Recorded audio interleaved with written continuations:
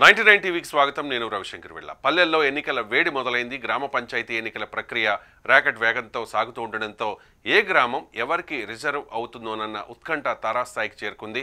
పల్లెల్లో ఎక్కడ చూసినా రాబోయే ఎన్నికల గురించే మాటామంతి. డెడికేటెడ్ కమిషన్ రిపోర్ట్ జిల్లాలకు చేరడంతో రిజర్వేషన్ మ్యాప్ పూర్తిగా మారబోతోంది. ఈసారి రొటేషన్ విధానం. గతంలో రిజర్వ్ అయిన ఊరు ఈసారి వేరే వర్గానికి వెళ్లే అవకాశం ఉంది. దాంతో ఆశావాహుల్లో టెన్షన్ మొదలైంది. కొత్త వారిలో ఆశలు పీక్స్కు చేరుకున్నాయి. 2011 జనాభా లెక్కల ఆధారంగా గ్రామాల వారీగా రిజర్వేషన్ల కసరత్తు జిల్లాల్లో మొదలైంది.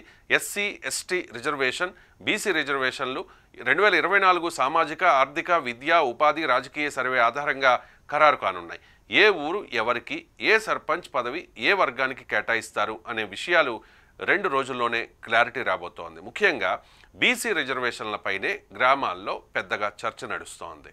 ఈసారి రిజర్వేషన్లలో కీలకమైన మార్పు రొటేషన్ సిస్టమ్.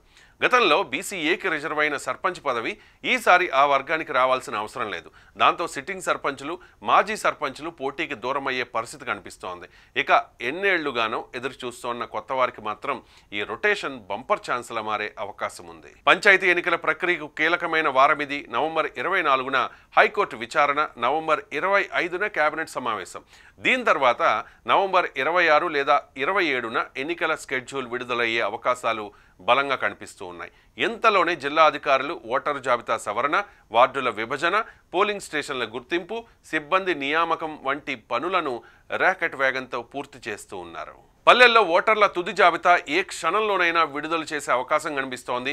గతంలో ప్రచురించిన ముసాయిదాలో వచ్చిన లోపాలను సరిచేసి, మ్యాపింగ్ తప్పులను కరెక్ట్ చేసి నవంబర్ 23న ఫోటోలో ఓటర్ల తుది జాబితా ప్రకటించనున్నారు.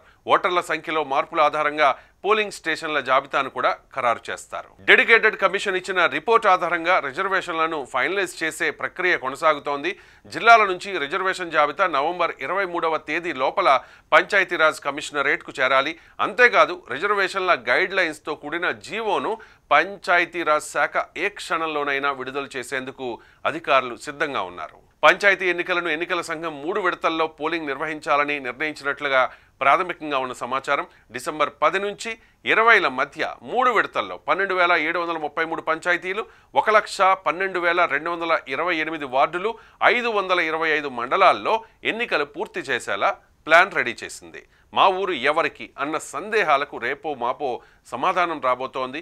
రిజర్వేషన్లు ఖరారయ్యాక ఎన్నికల షెడ్యూల్తో పల్లెల్లో రాజకీయ వేడి మరింత పెరగడం ఖాయంగా కనిపిస్తోంది. డిసెంబర్ మధ్యలో పోలింగ్ ఉంటుంది. పల్లెల్లో ప్రచారం, క్యాంపెయిన్ హీట్. మొత్తంగా తెలంగాణ గ్రామాల్లో ఎన్నికల పండుగ మొదలైంది.